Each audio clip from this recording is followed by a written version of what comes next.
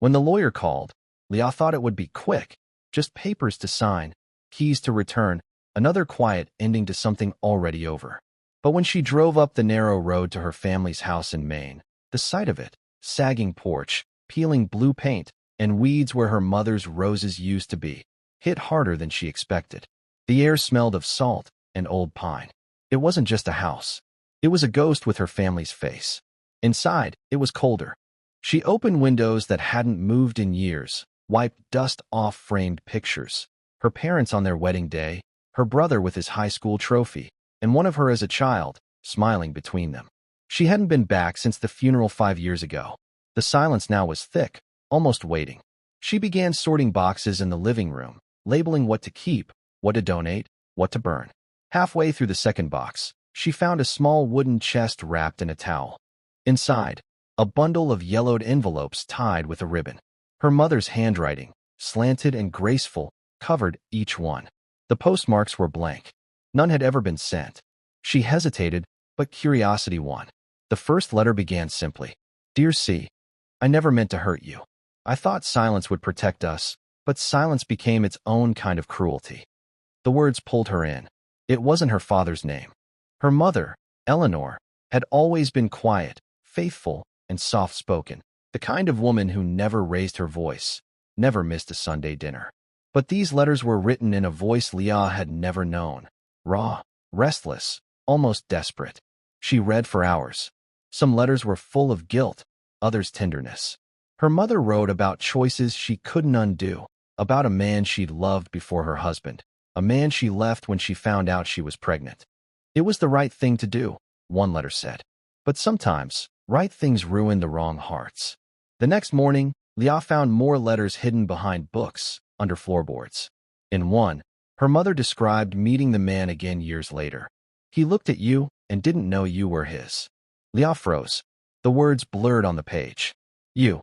She sat on the cold floor, her heartbeat thudding in her ears. Could her father not be her father? Could this stranger, this C, be the reason for her mother's lifelong sadness? She checked every envelope again. Each was dated around her birth year.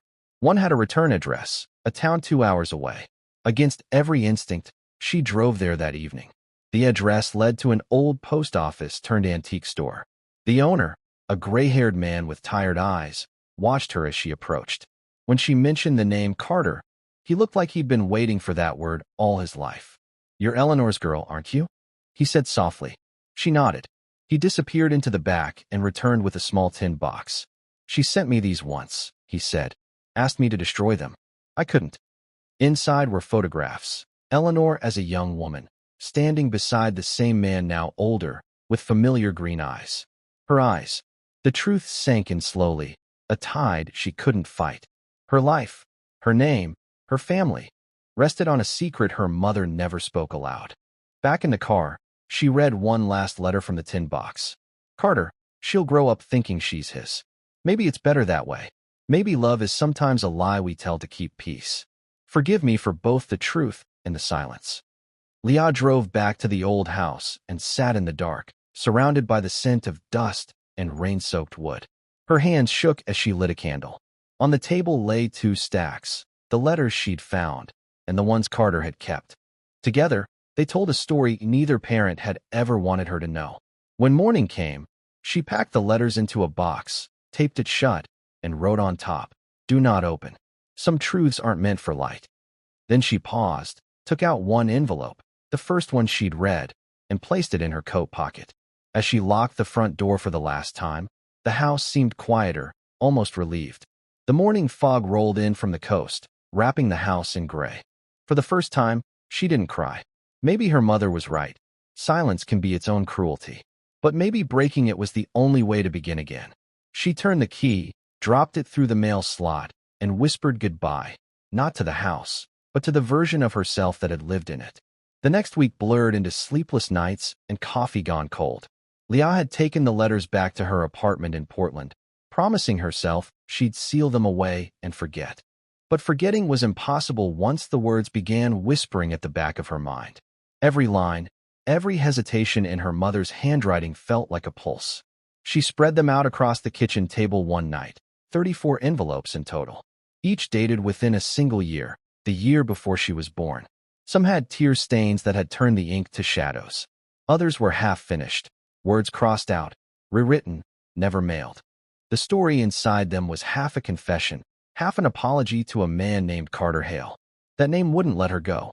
Leah tried to keep her life normal, her job at the flower shop, her quiet evenings sketching by the window. But something in her had shifted. Every customer's face, every street corner seemed to hold the possibility of truth. She started digging. Birth records, hospital archives, newspaper clippings. Her father's name, Richard Moss, appeared everywhere in her childhood documents. But when she requested her birth certificate from the county office, the clerk frowned. "There's a note here," the woman said, adjusting her glasses. "The file was amended in 1992. Do you know why?" Leah's stomach dropped. 1992, the year she turned 7, the year her parents suddenly moved towns. She remembered boxes packed overnight, her mother crying in the kitchen, her father not saying a word. "No," she said quietly. "I don't." That night, she drove back to the old house again, even though she'd promised herself she wouldn't. The house smelled of mold and sea air, the kind of smell that belonged to things left behind. She climbed to the attic with a flashlight, dust motes swirling like tiny ghosts. In an old trunk beneath a quilt, she found a faded envelope with her name written on it. "Leah, for when you're old enough." Inside, just a single sheet of paper. "You were wanted. That's the only truth that matters." No signature, just those words. But the next line, faint and half erased, was what broke her. "If anyone asks about your father, remember, he loved you too." Her breath caught. Her father had died believing she was his. Had he ever known? Or had he carried someone else's secret to the grave? The next morning, she called the antique store again. The man who had given her the tin box, Henry, answered. "You said Carter knew about me?" she asked. A pause. "He knew something. But he's gone now. Died 3 years back." Her heart sank. "But," Henry added, "he had a son. Maybe he'd know more. He runs a mechanic shop near Rockport. Name's Noah. Noah Hale." The name tasted strange, heavy. She wrote it down anyway. It took her 3 days to find the courage to go. The shop sat at the edge of town, all gravel and grease, country music humming from a radio inside. A tall man in his 30s wiped his hands on a rag as she walked up. He had the same green eyes from the photographs. "Can I help you?" he asked. She hesitated. "I think our parents knew each other." He studied her face. "Eleanor Moss?" She nodded. He sighed. "Yeah, my dad talked about her sometimes. Said she was the one that got away." Then he stopped mentioning her altogether. Leah swallowed hard. "I found letters. A lot of them." His expression changed, suspicion, curiosity, pain all flickering in one breath. "You came all the way here to tell me that." "I came to find out who I am." Something in her voice must have hit him. He motioned for her to follow him inside. The smell of oil and metal filled the air. On a workbench sat a stack of old photo albums. He opened one and flipped to a page. There, between newspaper clippings and faded snapshots, was a photo of her mother, young and smiling, holding a newborn baby.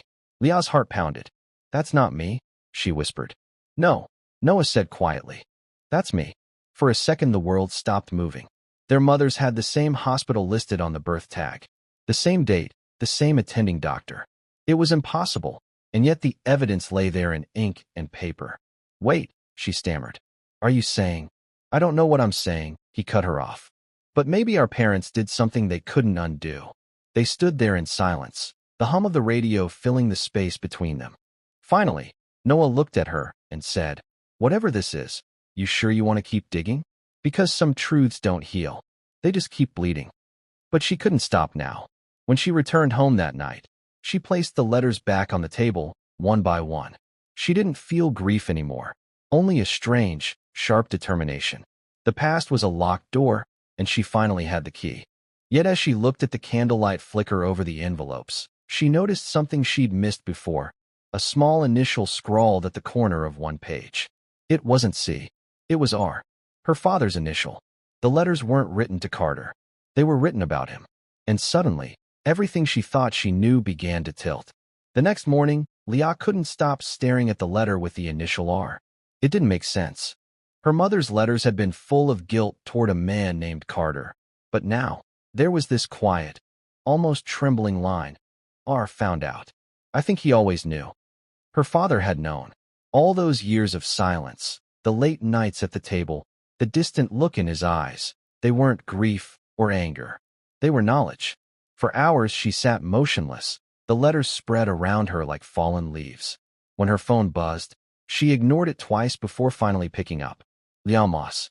A woman's voice asked. This is Ellen from the county clerk's office. You asked about the amended birth record. I think I know what happened. Lia's pulse spiked. What did you find? Well, the amendment was filed by your father in '92. He added his name as the legal parent after a voluntary relinquishment form was withdrawn by another party. It's sealed, but that's what I can see. Another party? Yes. Someone initially tried to claim paternity, then changed their mind. Her voice went flat. Do you know who? I can't disclose that, but let's just say it matches the last name you asked about. Hale. The line clicked dead. She sat there, gripping the phone until her knuckles turned white. Her father hadn't just known. He had fought to keep her. He'd gone to court, erased another man's claim, and then sealed it under his own name. The guilt hit her like a tide. She'd spent her teenage years angry at him for being cold, for never saying he loved her the way mothers did. But maybe love had been there all along. Quiet, tired, unconditional. That evening she drove back to Rockport. Noah was locking up his shop when she arrived. He looked surprised, but didn't ask questions. You were right, she said. There's more to it. They sat on the hood of her car as the sky turned violet over the harbor. She told him everything. The amendment, the letters, the discovery that Carter had once tried to claim her. Noah listened without interrupting, his jaw tight, his eyes fixed on the horizon. When she finished, he said softly, My dad always said losing her was the one thing he regretted. Maybe he thought fighting for you would fix it. But he gave up, she said. Or maybe he realized keeping you would have broken everyone else. A gust of wind carried the smell of the sea between them. For a moment, neither spoke. Then Noah reached into his jacket pocket and pulled out something small, a brass locket, dull with age. My dad left this in his toolbox, he said. Said it was from her. Inside was a photograph, her mother, smiling faintly, holding a baby wrapped in a hospital blanket. On the back, in her mother's handwriting. To the man who almost had a family. Leah closed her eyes. She kept him alive on paper, she whispered. All these years, in her letters. Noah nodded. And now you have to decide what to do with it. She thought of the letters at home, the sealed birth record, the heavy quiet of her father's face in old photographs. For the first time, she saw all three of them, her mother, her father, Carter, not as a triangle of betrayal, but as people who'd tried, failed, and kept living anyway. The next day, she met with her father's old friend, a retired lawyer named Martin Walsh. He had handled the estate transfer after Richard's death. His office smelled of dust and old books, the kind of place where secrets aged slowly. I was wondering, she began carefully, if you remember anything about a custody case in 1992. My father might have been involved. Martin looked at her for a long moment, then sighed. He told me once that love isn't always about who gets to stay. Sometimes it's about who leaves so the child doesn't have to choose. She felt tears sting her eyes. He knew, didn't he? Yes, Martin said softly. But he also knew you'd find out one day. That's why he left something for you. He stood, opened a drawer, and handed her a sealed envelope with her name on it, in her father's handwriting. Her hands trembled as she opened it. Inside was a single page. Leah, if you're reading this, then you've found more than I ever told you. I won't pretend I wasn't angry. But in the end, you were never someone's mistake to hide. You were the best lie two broken people ever told the world. If you want to forgive, start there. Her chest tightened until it hurt. It wasn't forgiveness he'd asked for, it was understanding. Outside, the sky was beginning to darken again, and as she stepped out of the office, she saw Noah waiting by her car. She didn't ask how he knew where she'd be. Somehow, it didn't matter. He looked at her, saw the letter in her hand, and simply said, You found him. She nodded. Both of them. They drove back toward the coast in silence, the headlights carving tunnels through the fog. In her lap lay her father's letter, soft at the edges, warm from her hands. For the first time since she'd found the box of envelopes, she didn't feel lost. The story wasn't done, not yet, but for once, it felt like it might end with peace instead of anger. Still, as they neared the old house again, a flicker of light through the window made her stop. Someone had been there. And on the porch, waiting, was a single envelope resting against the doorframe. Her mother's handwriting, dated 2 days before she died. The envelope on the porch looked weathered, but the handwriting was unmistakable. Her mother's looping cursive, careful and trembling. For Leah, do not open until you're ready. Her hands shook as she picked it up. The edges were soft with dampness, but it hadn't been there before. She'd been in that house just days ago. Someone had left it recently. Noah stood behind her, scanning the empty yard. You said no one else has a key? Just me, she whispered. The wind off the ocean hissed through the grass. Somewhere in the distance, a loose shutter banged against the siding. The same old sound from her childhood, back when her parents' fights echoed through these walls. She turned the key and stepped inside. The air was stale. Everything looked the same, but something was off, a faint smell of cigarettes, and her father had never smoked. On the table where she'd left the old letters sat a mug with a ring of wet coffee. Someone had been here. She tore the envelope open before she could think. Inside was a short letter written in her mother's unsteady hand, and beneath it, a folded photograph. If you are reading this, it means I didn't get to explain. Your father found the letters. All of them. He burned most, but not the ones I hid for you. I thought I was protecting him, but I only made him hate me quietly. If you must know the truth, you will find it where he used to sit on the porch every night. He left something there for you too. The photo showed her mother and father sitting together on the front steps, he holding her hand, she looking away. On the back, in her father's handwriting, were the words, "You never stopped loving him. I never stopped knowing." Her breath caught. She looked toward the porch, the old swing, the boards warped from decades of rain. With Noah's help, she pried one loose. Beneath it was a tin box, rusted but still intact. Inside, a stack of papers, yellowed and thin. The first was her father's journal. She read in silence as the storm began to rise outside. I wanted to hate her. But how do you hate someone who only ever wanted to love completely? When Carter came to me, I told him to walk away. He did. And she stayed. That's how our lives began. But when Leah was born, I knew she was mine, not by blood, but by choice. I thought that would be enough. Page after page, his words revealed a man who had lived in quiet torment, knowing, forgiving, breaking, and staying anyway. He had written about nights when Eleanor cried in her sleep, whispering another man's name. About mornings when he'd kissed her cheek and gone to work, pretending not to notice. The last entry was dated a week before he died. She asked me once if I regretted anything. I said no, but that wasn't true. I regret that Leah will inherit the silence we built. I wish she'd learned to love without needing to lie. Leah dropped the journal. Her chest felt hollow, her breath sharp and uneven. She'd come looking for truth, but all she'd found was sorrow passed down like an heirloom. Noah crouched beside her, his hand hesitant on her shoulder. You don't have to keep reading. Yes, I do, she said, her voice breaking. They carried this for years. Someone has to stop it. Thunder rolled over the water. Rain began to patter through the cracked ceiling, one drop landing on the photograph in her hand, her parents together before the ruin. I thought the letters were about love, she whispered. But they're about guilt. All of them. Noah said nothing. He just watched her, the light flickering between them like a dying heartbeat. When the storm grew stronger, the power went out. The room fell into darkness except for the faint glow from her phone. In that silence, something shifted inside her. Anger, grief, and relief all tangled together. She stood, opened the front door, and stepped into the rain. All around her, the past felt alive. The smell of the wet earth, the porch creaking beneath her feet, the sound of the sea. She dropped the letters into a metal pail, struck a match, and watched the fire climb. Noah ran out after her. What are you doing? Ending it, she said. The pages curled and blackened. Her mother's words, forgive me, love me, remember me, turned to ash. Her father's confessions followed. This won't bring peace, Noah said. I know, she replied, her voice flat. But neither did keeping them. The flames hissed in the rain until only smoke remained, a thin column twisting into the gray sky. For a moment, she thought she saw her parents' silhouettes in that smoke. Two people who had tried to fix what was never broken the right way. Then the wind took it, scattering the ashes into the yard. When she turned back, Noah was still there, drenched, watching her. "What now?" he asked quietly. "I don't know," she said. "But whatever comes next, it starts clean."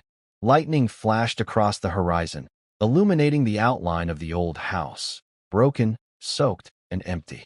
And somewhere deep inside it, under the floorboards they hadn't searched, something small shifted with a soft, hollow sound, as if the house itself had kept one more secret buried just out of reach. By morning, the rain had stopped, leaving the air thick and metallic, heavy with the smell of smoke and salt. The house stood quiet, stripped bare of all its illusions. But Leah couldn't sleep. She kept replaying the hollow thud she'd heard the night before, that subtle, unmistakable sound beneath the floorboards. At dawn, she went back inside.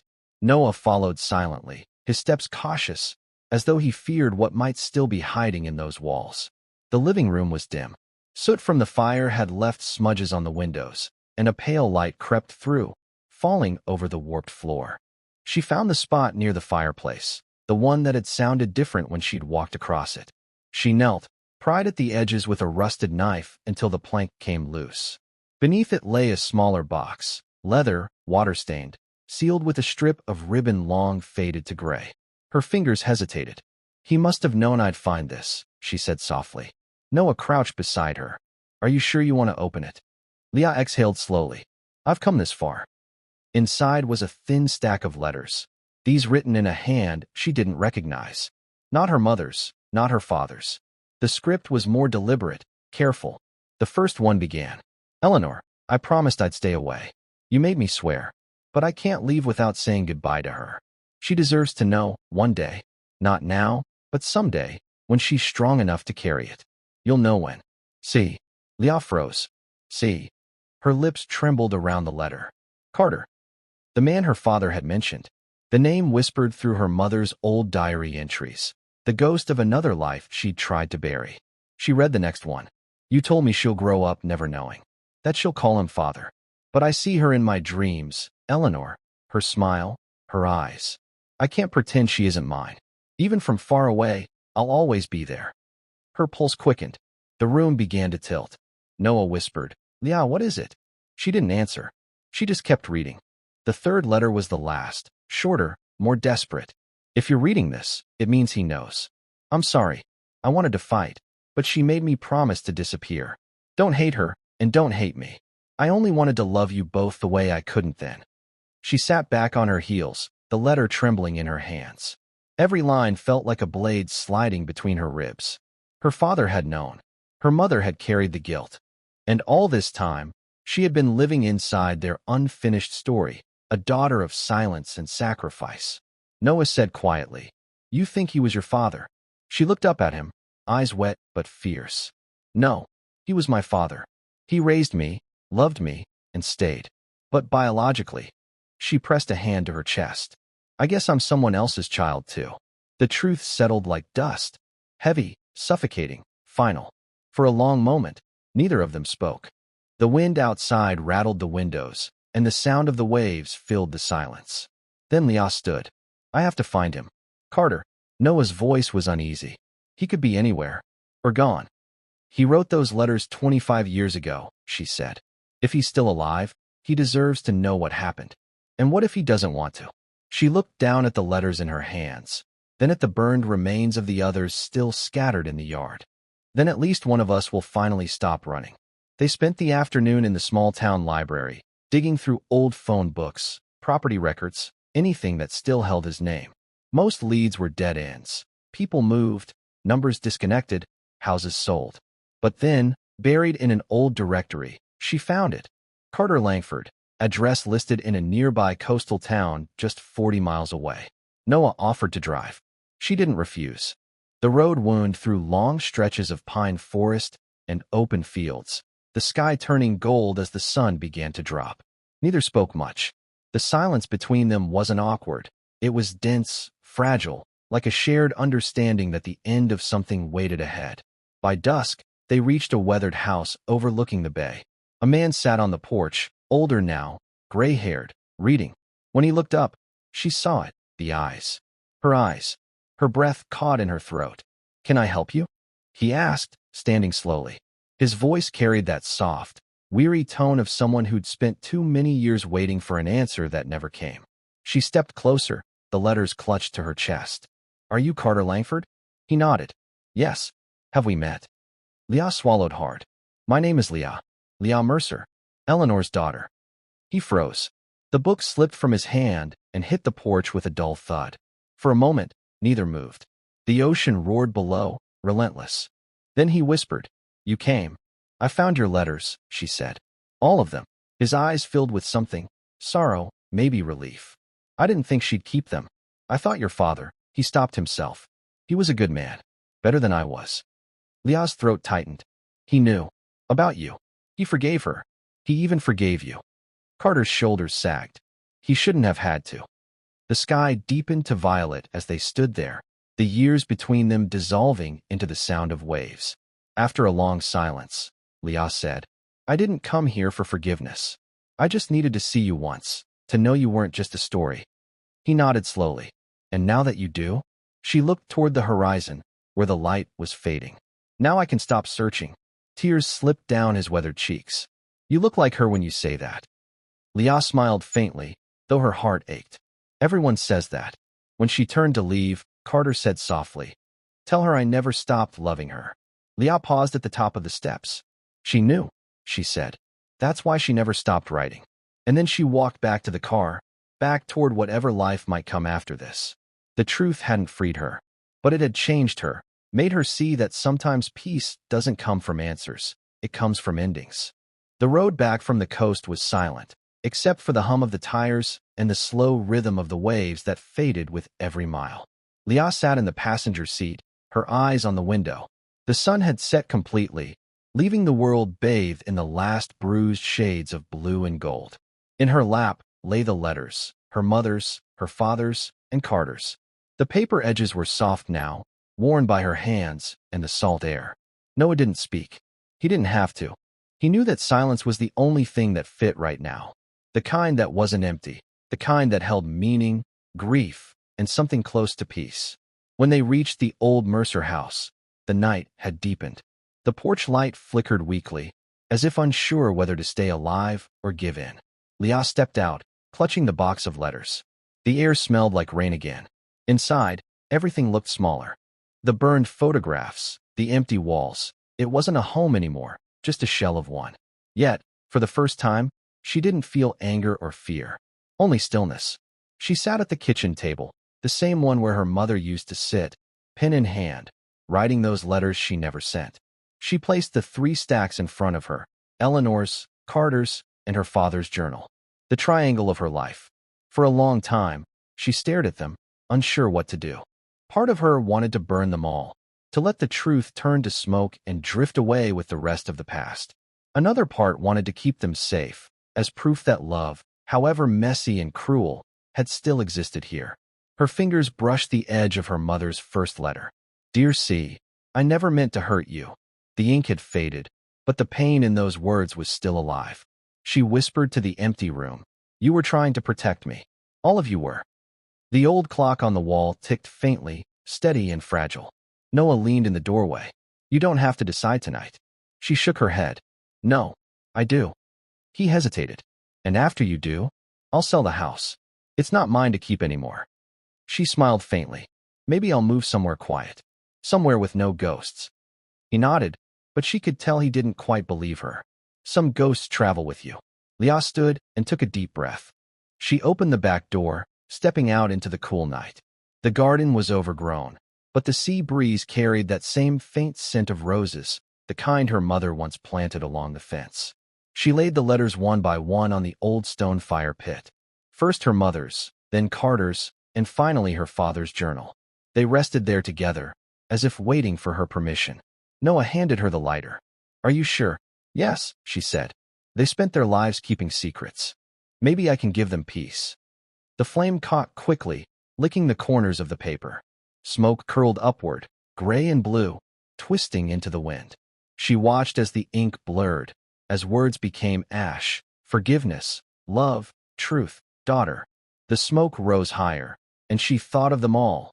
Eleanor, Carter, her father, bound together in ways that could never be undone. Her eyes stung, but she didn't cry. Not this time. When it was done, she stirred the ashes gently with a stick. Only fragments remained, a few half-burned lines, one of them still legible. Silence became its own kind of cruelty. She whispered, "Not anymore." Back inside, the house felt lighter, emptier in a good way. She gathered the remaining things, a photograph of her parents on their wedding day, a seashell from the porch railing, and the small key that had once locked away the letters. She placed them in a box marked keep. Everything else she would let go. As dawn began to touch the horizon, she stood by the front door, looking back one last time. The morning light crept across the floorboards, turning the ash-gray dust to silver.